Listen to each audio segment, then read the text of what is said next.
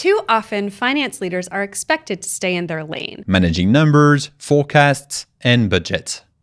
But what happens when finance isn't just about the numbers? What if it's a driver of talent, operations, and strategic decision-making? Kate Gulliver has done just that. As a CFO and CAO of Wayfair, she's not only steering the company's financial strategy, but also overseeing key functions like legal, talent, and corporate communication. In this conversation, she reveals how finance leaders can expand their impact and what it takes to thrive in a role that touches every corner of the business. Let's dive in.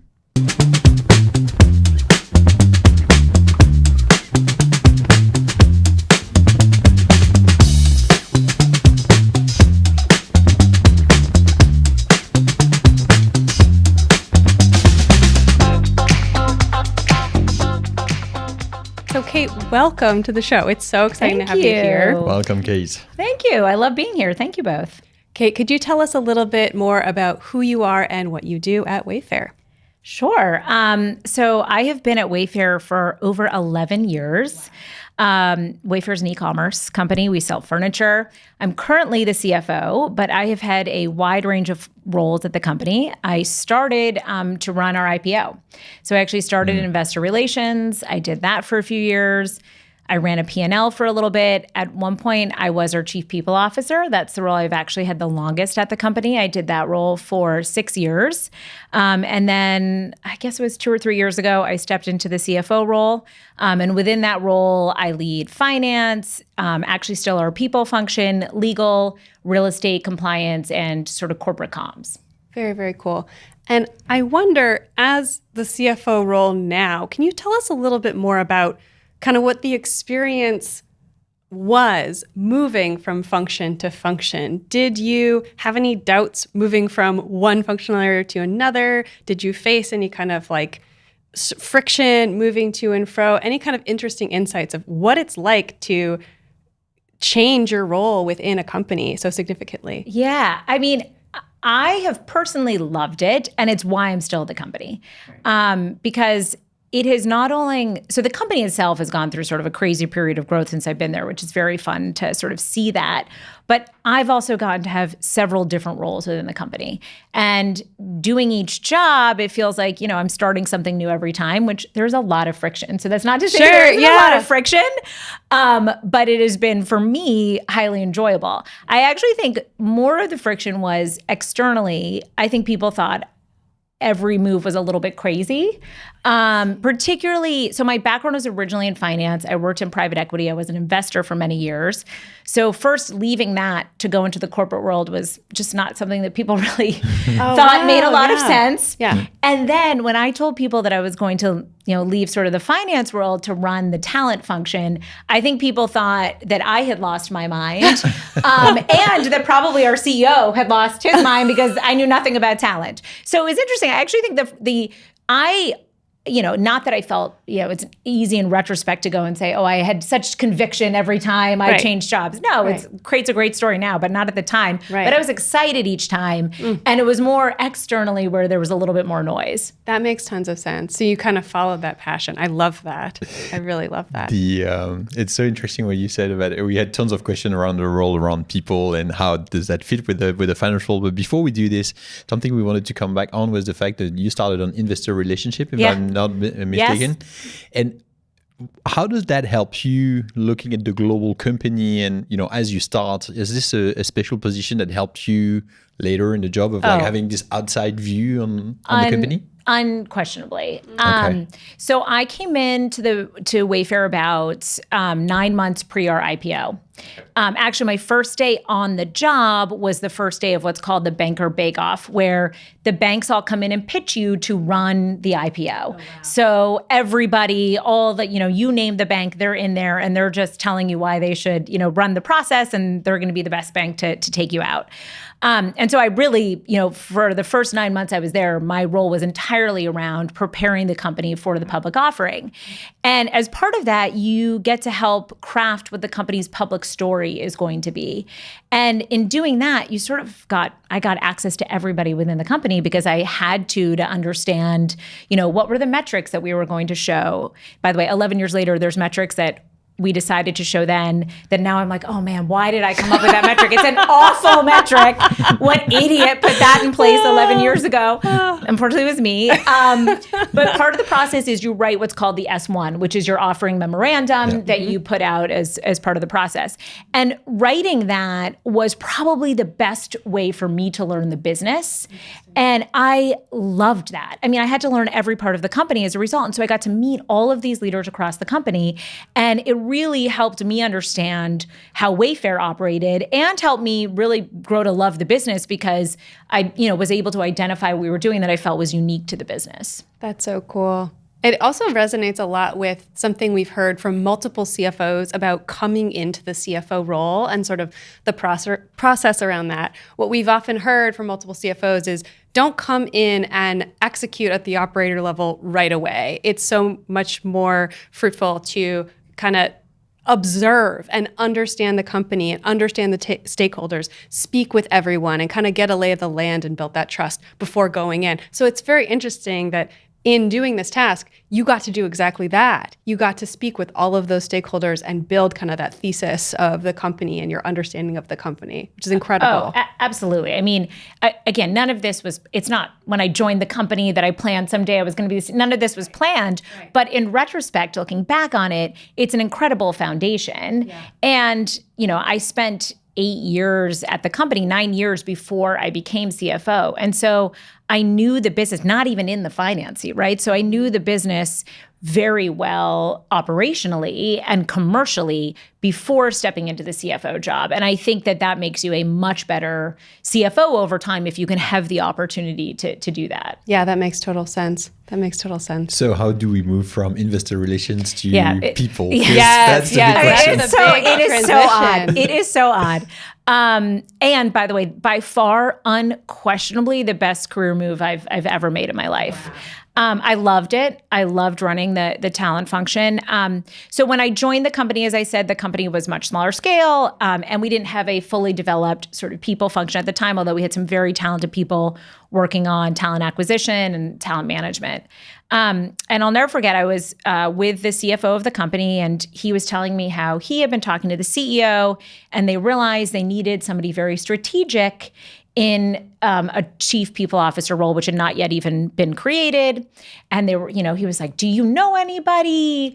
Maybe you have some friends. Right. And he goes, sort of casually said, I even thought maybe you could do it, but I know you would never want to do that. Oh. But he knew me very well. And so this idea sunk in my head, and I was like, he knew. That's interesting. Uh-huh. So I came back to him a few days later. And I said, oh, you remember how we were on the plane and you were talking about this job? I'm a little bored, I think I could do more. I'd love to sort of understand what you meant by that. I've never even considered something in that space. How could you possibly see me in this space? And Michael, who was our CFO at the time and is a dear friend and mentor of mine to this day, is just incredible he's very comfortable with the idea that a lot of technical skills can be learned on the job. Yeah. And that instead, what he looks for when he hires is, an ability to communicate, an ability to lead, and sort of strong quantitative and analytic capability. And the rest, you either hire the expertise or you develop it.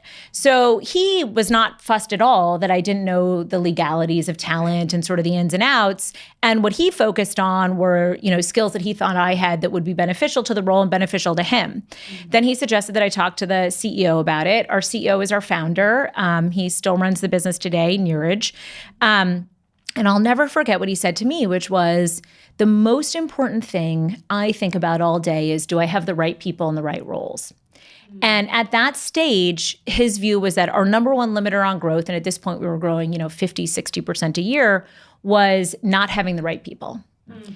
And I sort of came away from that conversation and I thought, well, if this is what the CEO is primarily thinking about, why wouldn't I want to do the job that he feels, is the most important to the company at this moment? And I also felt like I had something unique to bring to the role, and that, I might approach it more analytically than historically that role has been seen. So it was a real leap of faith. Yeah. Again, people definitely thought I was crazy. But I thought I would go in and do it for 2 years, and I did it for 6 years. I absolutely loved it. There is in my opinion, very few other ways where you can sort of learn the company as intimately as you do in that role when you're hiring so many people and you have to set up the systems and the processes, and you really have to identify, like, who are we as a business? What do we want our culture to, how do we want that to be articulated? Because the culture is really defined already. That's already been created over years of work. It's really, how are we communicating that? And what do we like about that? And what do we want to modify? And it was really exciting to be sort of that hands-on in that development. That is so cool. I'm curious, as you came into that role, you probably had a lot of new things to learn. Yes. Switching functions. What sorts of things did you do in that role to get up to speed? And what would you suggest maybe to other CFOs who are tackling a new function? As CFOs, we often get tapped to kind of pinch hit and take over an entire department. Somebody left, for you need reasons. to step in. Yep. Exactly. So this happens quite often. What would you suggest to those folks? And also any specific suggestions for someone who's taking over talent specifically? Yeah. So I would say a few things. So first, I did get lucky in that there were some great people doing day-to-day talent work. And, that was very fortunate. It would have been a much harder situation if I didn't have people that had, deep talent expertise. And so what I really tried to do in the first, few beginning part of that job was sort of, ride alongside them, understand what it was that they were doing. I would attend meetings with them to sort of see how they navigated situations, sort of start to learn some of the complex legal pieces that you have to have in talent, but also sort of how did they see the world? And then the other big thing was it gave me an opportunity, once again, like in that IR job, to go back out and, interview every VP and C-level executive at the company and ask them, what is working well for you in talent and what is not working well for you? And when you take on a job and you're new in the role, people are so willing to share, because they think it's an opportunity. I can help influence what this role is going forward. This is great. Why wouldn't I want to spend the time with Kate to tell her what I think is working and what's not? And so it was incredible for me to hear, from, our chief commercial officer or our CTO, what they felt was productive and what they felt was actually really inefficient. And so that sort of gave me the starting list of, okay, here's what we want to go after. And in that early stage, you can ask whatever questions you want. Nobody assumes that you have any knowledge. And being able to do that, I think, is the most critical part of ramping up. And so it's both, you do have to rely on some folks that have the more detailed expertise and really taking the time to ask all the questions in the beginning, which is an obvious answer, but, unfortunately, the true answer. I would also say the other thing about talent, and I think about any, role that the CFO might take on, like if they have to step into real estate or a P&L because someone's left. The basic, analytics still apply. Right? It's not that, you can't take some logic and rigor to the job in the same way that you do into looking at the financial statements. Right. It's just some of the numbers and the inflows are different, but we look at attrition data, we look at employee satisfaction, we look at compensation, we look at the ROI that we're getting on certain, large populations of workers or other types of assets. And those were all the same questions, right? It's just applying, a slightly different set of data to it. And so I think it's really important not to assume that the skills that you have in the CFO role aren't applicable in these roles. They absolutely are applicable. Did you get some help from the outside? That's something that we often have from other guests, on the podcast about, getting some mentor or some advisors or. So in the talent role, I was extremely fortunate in that a friend of my husband's and mine, who actually works with my husband, had made a similar transition. She was a marketer and then had become a chief people officer. And she invited me. She had created a network of chief people officers in Boston who met, every other month. And she invited me into this group. And it was such a gift because I learned how other people in the field thought and what resources they used. For example, I didn't know any of the tech in that field when I came into the role. And it's actually a space that has had an amazing amount of tech development over the last, 10 to 15 years. And so in that group, you would ask, hey, what are you guys using for people analytics? Or what are you using for XYZ?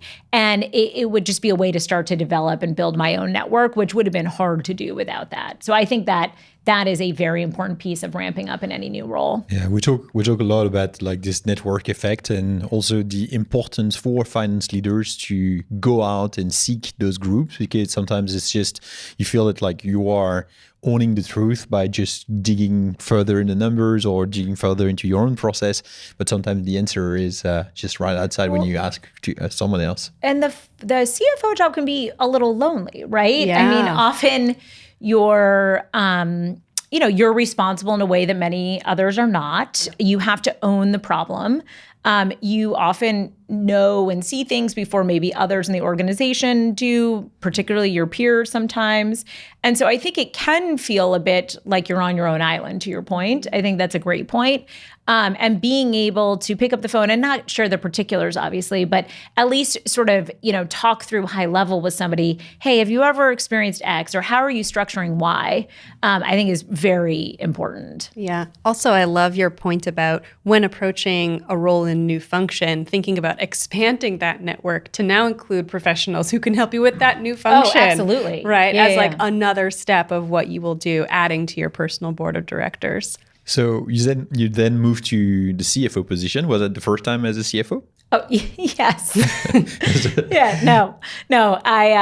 So I worked for many years running the people function for Michael, my boss, who was the CFO at the time. I actually reported into him in that role. As I said, our founder is the CEO. So he is a very, he only has 3 direct reports, one of whom is the CFO position, but that CFO position historically held a lot underneath it. Michael decided that he was going to retire a few years ago. And so I moved into his position upon his retirement. Okay, so that's the first time that you're moving into the CFO position, and so you're coming from this talent experience. One thing that I like a lot with CFOs is that sometimes they see, they pictured as seeing talent as just a number in the spreadsheet or anything, but it's actually way more than this. What is your experience as growing into this role after running the talent function, and how did that help you in this this new CFO position? Yeah, it's a great question. I think for any executive at the company, if you've done a stint in talent, you probably approach how you lead and guide your own team differently, certainly, but how you show up for the company as a whole differently. Because in the CFO role, like the CPO role or the chief commercial officer role or the CTO role or the president role or nearer to our CEO, you're often asked to represent the company as a whole, or to speak in front of the whole company, right? And answer questions and sort of help guide folks. It's not just my own team, it's, all of Wayfair. And because I had that talent background, I think I have a pretty good understanding of, how folks in Boston may feel about a decision, but I've also spent a bunch of time in our warehouses. So how might, someone in one of our field operations feel about a decision, or somebody in our London office versus our Boston office, or, the tech team that sits in Mountain View. And having that sort of breadth of this company is not just, the finance folks that sit in Boston or the commercial folks that sit in Boston. It's, more than 10,000 people in a wide range of roles across the globe, I think is a very important approach to addressing the organization and ensuring that, the organization sort of is thought of as sort of a multi-dimensional thing. And I think it can be easy when you're in finance, and I'm sure it's true with any other role, to, have your world just be the world that's proximate to you. Mm-hmm. That's a great tip. So yeah, I think this it often comes back to this kind of tip that those finance leaders have given us around just making sure that you get outside of your own finance box and go and talk to others. Of course, if you've been into other positions, this is even easier. So that makes a lot of sense. Yeah, and Thanks the value of communication across organization, across different departments. We hear so many folks talk about how important it is to also get that kind of narrative out of just the finance function. So it really speaks to that as well.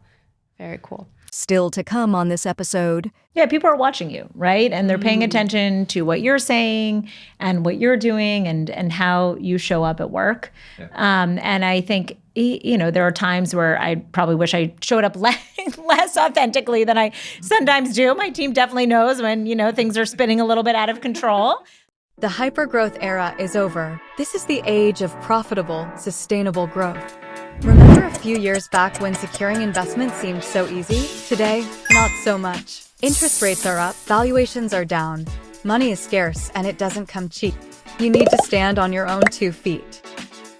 A grow-at-all-costs mindset simply isn't viable in the current market. Today's top priority for businesses is to optimize the customer experience to maximize lifetime value and retention. Marketing, sales, and success have seen decades of investment in the art of optimizing the customer experience. It's time for finance to catch up, to push for the same level of sophistication as the other disciplines, to ensure the finance touchpoints become positive elements of the customer experience. It's time for financial relationship management. This is your CRM for customer engagement through the finance process. Finance have long been under pressure to collect invoices, but not able to focus on the customers those invoices represent. With FRM by Upflow, you can bring the B2C customer experience to your B2B finance process.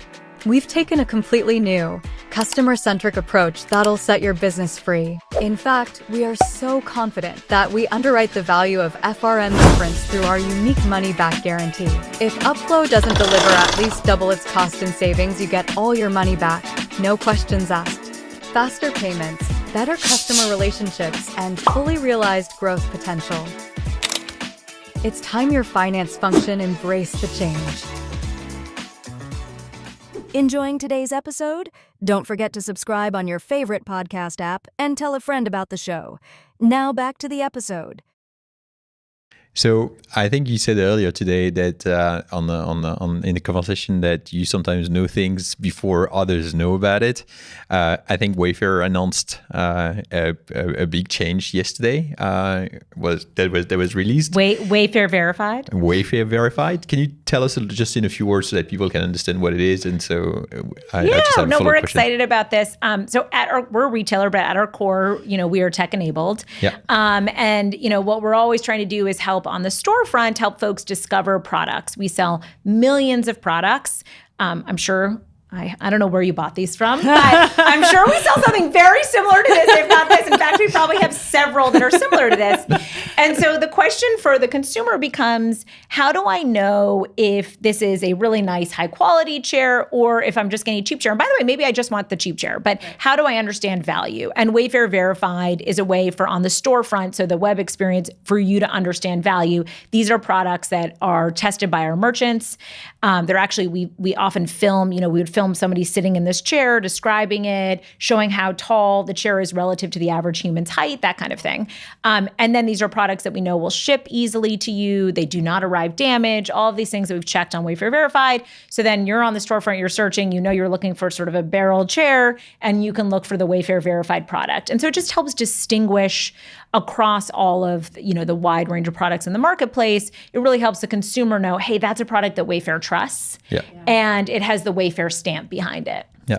So that's a big release for Wayfair. How did you get involved in this overall project? Like, was that way before or last Probably minute? Keep the CFO away from this.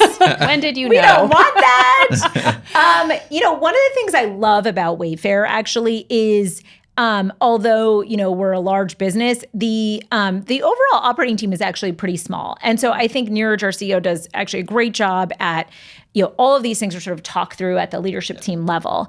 And in something like this, there's obviously an investment component to it. You are taking labor time to film. Right now, we don't use AI. We use AI all over the place, but in this particular case, we've chosen not to use AI in the filming because we actually think it's really important to see, if you're opening and closing a drawer of a dresser, AI doesn't do that well, right? We want to see, how does a human actually do it? We want a human to touch the product and talk about the product. We need that authenticity. So there's a cost to that. And so part of, the way that my team gets involved in something like this is we actually have a commercial finance team that supports the commercial operation. And, as an idea like this is developed, they'll actually sit and partner with that team hand in hand and say, hey, this is what we think it's going to cost. If you think that those products are going to get X amount increased conversion, here's the likely, ROI on that investment over time. But you have to make an assumption around this kind of conversion, this kind of customer lifetime value, or improved satisfaction. And so they'll actually work on that from the very beginning. That's very cool. In thinking through supporting as a CFO, a new rollout like this, a new program, kind of what could you break maybe into the stages of, as part of the leadership team, what you're thinking about as maybe the idea starts to get bounced around, you start to go into implementation, you start to actually have the program and now are tracking metrics, the kinds of different ways you're thinking about those different moments? Yeah. So in this case, I think the original idea, I actually don't know who generated it or where it originally came from, but I think it was designed to solve it. So it was well understood to us that, it can be challenging as a consumer to navigate so much depth of product. Yeah. And we have a highly credible brand. And so how do we use that to our advantage? We recently went into physical retail. And so we've actually just been touching a lot more product than we typically touch. And now that we see product, so much of it coming in, it's helpful to say, hey, well, we're already seeing this. What else can we do with it? So the idea comes from a customer problem that you're trying to solve and, trying to identify what is unique about Wayfair that can solve this problem in a different way than maybe other folks can solve it. And so that's really where it gets started. And then, I think your next piece was sort of, how do you think about operationalizing it and where you go from there? We tend to like to just get things going. So in this particular case, yes, a finance team helped the team understand sort of what the cost would be and sort of how to think about it. But at the same time, the guy who actually runs the program, a guy named Mike McCory, he just wanted to start filming some videos to see what would happen. So he actually built himself a studio bay in an office space area of the office that we were not using on a weekend. and sort of built this bay to film the product, to start showing, hey, this is what it could be. Yeah, right? This is what it is. And Neeraj, our CEO, is just incredibly, I think Neeraj probably helped push him to go do that. Sure. He's very supportive. Neeraj is an entrepreneur at heart, right? He and Steve Conine founded the company. And so they're super excited about somebody who's going to go and take that kind of risk and, really just get doing something. Yeah. So we try not to actually over-rotate on, hey, let's build the perfect business plan. Instead, we want to do those things in parallel. So it's like, let's get going on this. Let's see if we can get some traction. If we get traction and then we want to have a lot of bays and do a lot more filming, then we can understand, hey, we actually have to dedicate X amount of hours towards this, which is going to be Y amount of headcount cost. Here's what that's going to look like. It's going to take a spot on the page, it'll take a spot up here. Do we want to move a verified product into that spot, or do we want a sponsored product? And what is the return on that? But the first step is really, let's just get it started. Mm-hmm. And that's one of the things that I love about working at Wayfair. It's a large company, we're publicly listed, and there's still that attitude of, let me go in on a weekend and, build a bay to film in. Yeah. It's such a startup mentality. It strikes me that it's just such a valuable asset for a large company to still have that entrepreneurial spirit, to just kind of go in and try something and test it out and see if this is even worth having metrics around before actually executing. You don't always hear those stories, but it makes sense that would be a very successful thing to. It's hard. I think it's really hard. There are many places in the business where we probably need to hold on to that more than we do. Okay. Because it can be very hard when you get so large to still be comfortable taking that risk on trying something. And so, I was speaking with Steve, our other co-founder, recently about how do we instill, that risk tolerance still. And I think sometimes he'll say, Kate, you don't have enough risk tolerance. You get worried about X, Y, Z. You need to be comfortable taking the risk, because we got here by moving faster than anybody else and taking the risk. And if we lose that, then it becomes much harder to innovate and stay on top. Yeah. And I think it speaks a lot to what you said earlier about culture. And I think that's what makes it so interesting about your previous position as well, of I think aligning like a global culture within a company of 15,000 employees. Yes. I mean, it's incredible to think like of how much it's a privilege to be able to keep this overall culture as the company grows. I think in our companies, it's just like only a few tenth of people, it's already hard to keep the same principles, same culture. And so I guess it's something that is super important in your position today. And it's, to be clear, it's very hard, and we've definitely at times lost it, right? I think it ebbs and flows. And I think one of the jobs in, leading the people function, but also just in being a senior leader at the company who's been there for 11 years, is for myself to try to identify when are we losing that and how do we get back to that? And when am I creating process that I don't need to create because we're a larger company and I think I need to do it, but we don't really need to do it. And so where can we sort of scale that back? I remember that the idea of the culture and also the supporting function of finance in the business and helping them launching new ideas. I think it's a great tip and insight for the audience. Kind of to start wrapping up our conversation, we'd love to pivot to a topic around balancing work and life. So we know that you're a mom and you're also a very publicly facing leader. Curious, what kinds of challenges have you encountered in taking on both of those roles, and any tips or advice from other folks who are in the same position trying to find that balance?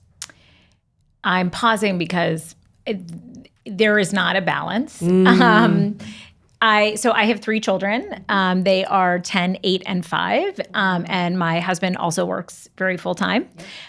So we've chosen that, right? I think the biggest thing I try to remember is that we are very fortunate to be making these choices. We're in a privileged position to have both be in jobs that we love, and to also be able to have 3 healthy kids. And there are trade-offs that we've made, obviously, to make that work. Probably the biggest of which is that I think it's hard. It's often hard to sort of all 5 of us be together because I'll be traveling or my husband will be traveling. We sort of trade off and go in and out. And so, maybe one of the unfortunate trade-offs is how do you find time? We really value, we try on the weekends to all 5 just be together. Because we really value the time when it's the 5 of us versus, one adult somewhere or one kid at a soccer practice or another kid at swimming and, really not getting that time. But I say it's not balanced because there are times where work is dominant and, and I enjoy leaning into it. I've always loved working. There was never a time where I thought I wasn't going to work. And so there are times where I really lean into work, and then there are times where the kids are dominant, where something is going on with one of my children. They maybe need some extra help, or it's just a stage of their life that is more complicated. And so I share that because I think what has helped has been not thinking that on a day-to-day basis it's going to be balanced, and instead acknowledging that there are going to be periods where it's going to feel completely out of control. There are going to feel periods where maybe it feels a little bit better.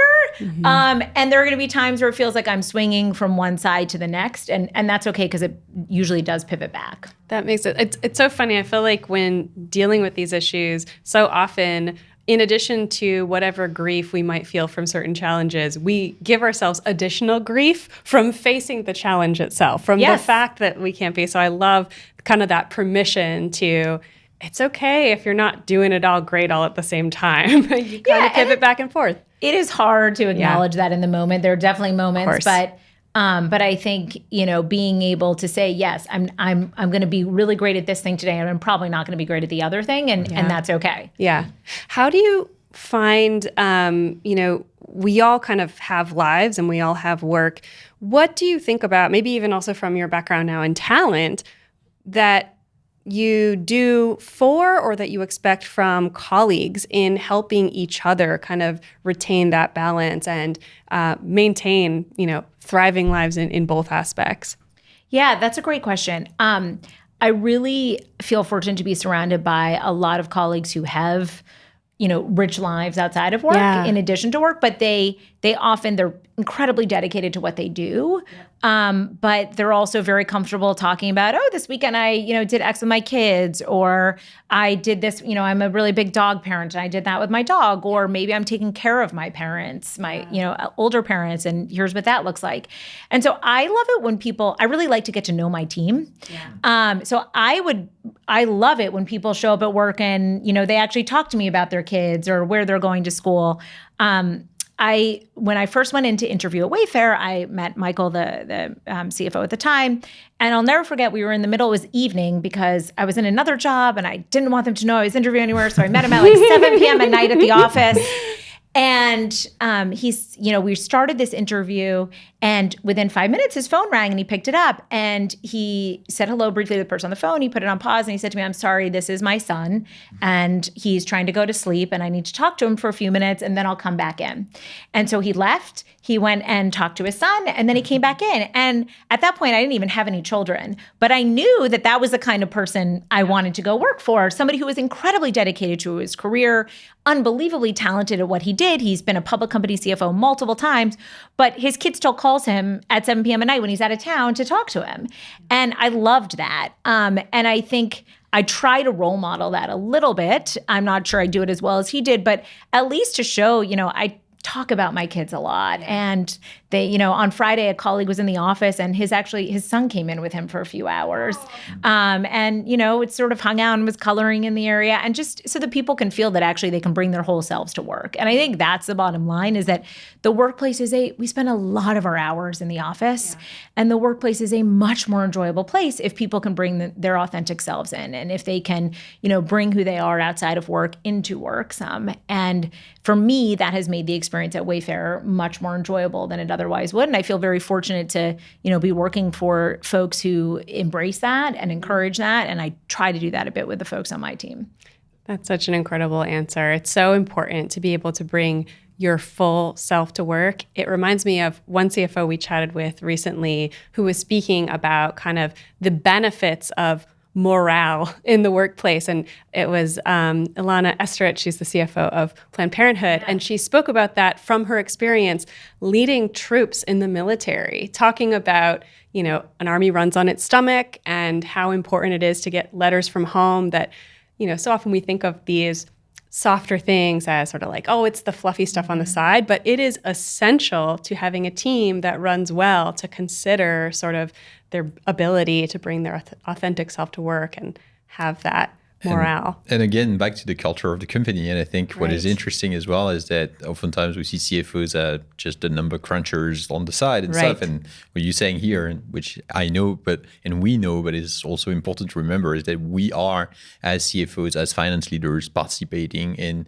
building this culture of the company and keeping it tight around, whatever principles you have in your own organization. So I think it's something that is also super important. Yeah, people are watching you, right? And they're paying attention to what you're saying and what you're doing and how you show up at work. Yeah. And I think, there are times where I probably wish I showed up less authentically than I sometimes do. My team definitely knows when, things are spinning a little bit out of control. And there are other people that probably handle it more gracefully. But I do think, they at least feel that I'm being transparent with them. I think it's yourself. It's just being yourself. I think that's the important huge thing. Which is great. Thank you so much, Kate. That was a great conversation. I think, for anyone listening to us, and we've seen that a couple of times on the podcast, I think the most incredible and inspiring thing is this ability to change career and changing moves from one position to another. And I think something that you highlighted today was the fact that you always took it with a positive angle and willing to learn and taking this as an opportunity. And I think that's a great learning, but also something that is really inspiring for young finance leaders in the space that may end up becoming the CFO of a listed entity. So thank you so much, Kate, for being with us today. Oh, thank you for having me. It was wonderful. Thank you so much. We would love to record more episodes like this, I think. Absolutely. I would agree. Let's record more of them with wonderful guests like Kate. Thank you so much, Kate, for being here. If you listen to this episode today, you can just rate the show, leave us a comment, and more importantly, share it with anyone you know, whether they are in the finance space or not. There's a lot of learnings that are even beyond, I think, the finance thinking and everything. So feel free to share, subscribe, and we'll see you soon on another episode of the Growth-Minded CFO. Thanks for being with us today. Thanks for tuning in to today's episode of the Growth-Minded CFO podcast. If you enjoyed it, please subscribe and consider telling a friend or colleague about the show. We'd really appreciate your help in spreading the word. The Growth-Minded CFO is brought to you by Upflow. Upflow is a groundbreaking financial relationship management software. Think of it like a CRM for finance. Upflow enables businesses like yours to collect cash faster, build stronger customer relationships, and achieve efficient long-term growth. Join thousands of forward-thinking finance leaders and go from chasing invoices to engaging customers. Find out more at upflow.io.